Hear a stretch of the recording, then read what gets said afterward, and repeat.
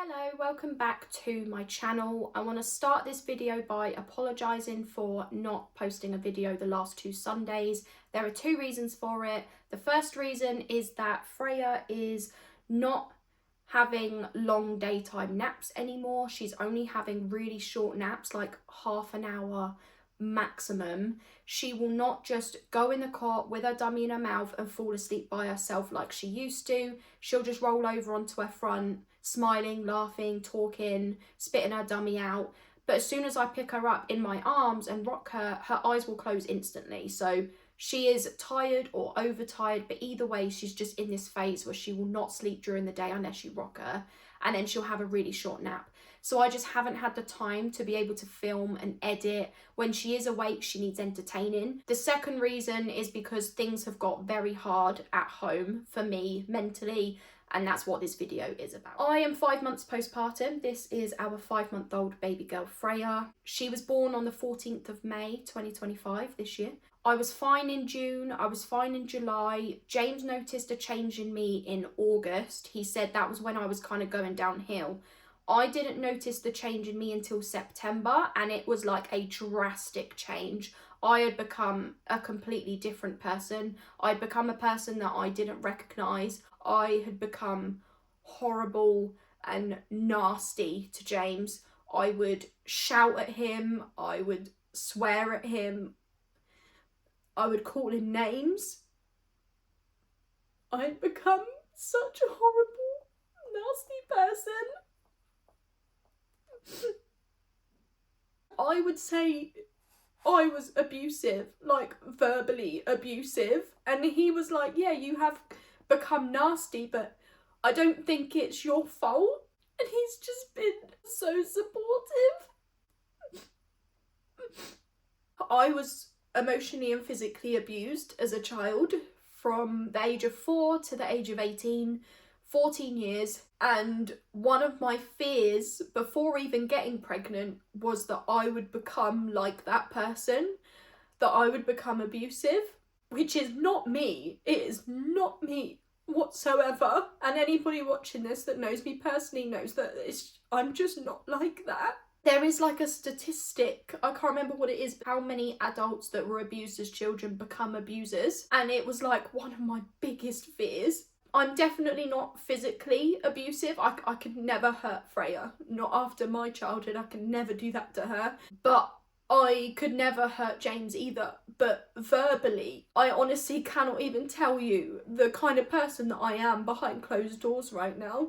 Everybody that sees me outside of the home just sees me as my normal self, bubbly, hyper, crazy, annoying. But I think most of my life, all I've ever done is just mask and kind of change the way that I am to fit in with other people because I'm such a people pleaser. I could literally agree with somebody and then 5 minutes later agree with somebody else that thinks the opposite because I feel like I have to fit in or for them to like me. I always think about like what people think of me. I get jealous, very, very jealous, especially of friends. I have had 2 friendships fall apart. One was when I was maybe like 18 and she was my best friend. We went to London together, we had meals together, like we were so close, and then one day she upped and moved back to where she was from, which was like a couple hours away, and she said we were never gonna like fall apart, our friendship, and she never spoke to me again. And to this day I still don't know what it is that I did that ruined our friendship, and I know I obviously did something. And then I had another friend who I was friends with for 4 years, and then I started to notice that she would talk to me less, she'd want to see me less. She had this new group of people through her small business that she had become friends with that were a lot more like-minded, and I got that, but she would talk to them more and see them more, and she was kind of, I guess, slowly backing away from me and our friendship, and I felt like she abandoned me, she abandoned our friendship, and she was someone that I never thought would have done that. And I did obviously call her out on it, and we've never been friends since. I do now have a best friend, Lucy, and I love my bestie so much. I think more than she knows. I always talk about myself. Like, I could be with her for 4 hours, and most of that time I've probably just gone no, spoken about myself the whole time, and then the last half an hour I'll be like, oh, maybe I should actually ask how she is and how she's doing. And I don't think I do it because all I think about is myself. I think I just have so much to say. But then when she is talking about herself, I'm not even listening. I'll be looking out the window, I'll be looking at everybody else around me. I feel terrible for that because I don't know why I do that. I don't think I'm that self-absorbed that all I care about is myself. But even like somebody will tell me an experience that they've had and I'll be like, yeah, I had that experience too. And I'm not lying, I am telling the truth, but I've just completely spun it and like made it all about myself. And I feel like I'm doing it to try and be like, I relate. But to somebody else, they're probably just thinking, why are you making it all about you again? I'll go away and I'll just spend the whole evening thinking about like, do they like me anymore? Did I say anything wrong? Did I do anything wrong today? I feel like they had a funny facial expression at one point. This is like a daily basis for me. I am like this every day. I was also diagnosed with OCD when I was 18. I know I've completely gone off track. I'm not even talking about postpartum anymore. I think because I was away from the abusive childhood, the abusive situation and environment that I had grown up in, I had control over my life again. And I think because I had control over my life again, I actually started to get control over everything, every aspect of my life. I tried to control it all. And even now, I try and control everything at home. I need to stop talking about that because I need to talk about postpartum. Anyway, so from September, I started to become that person. And I would even say things to James that I remember that person saying to me. I would behave with James the way that that person behaved with me. I could never be physically abusive to either Freya or him, but verbally to him, I genuinely would say that I have become like abusive. With Freya, I think there's only been a few times, which I think for me is good, given that she's 5 months old. There's only been a few times where I have shouted or I have screamed. And there was one time where I actually had it on video because I was filming at the time and I couldn't even bear to show you that video. I was going to show James when he got home and I was so disappointed with myself. I had to delete it. I couldn't even watch it back. Like, watching it back reminded me of my childhood. And I literally was like shaking and crying and I couldn't believe that I had done that to her. She thought it was hilarious. She literally was oblivious. For me, I just couldn't believe that I had done that. But there are times where I have got like rage so strong, I just want to scream. I also found in September that not only had I become a person I didn't recognise anymore, I hated James. I absolutely hated him. He would come and talk to me and just his voice. I hated myself. And even now I'm really struggling with body image. I look in the mirror and I feel gross, I feel disgusting. I can squeeze the fat in my tummy. The other day I lifted my top up, jumped up and down and my belly wobbled. My thighs wobble in the car when I go over a bump in the road. I hate absolutely everything about my body right now, especially my tummy. I wouldn't say that I hate James anymore. I definitely wouldn't say I hate James anymore. That has improved, that has got better. But I still hate myself. I still get so angry.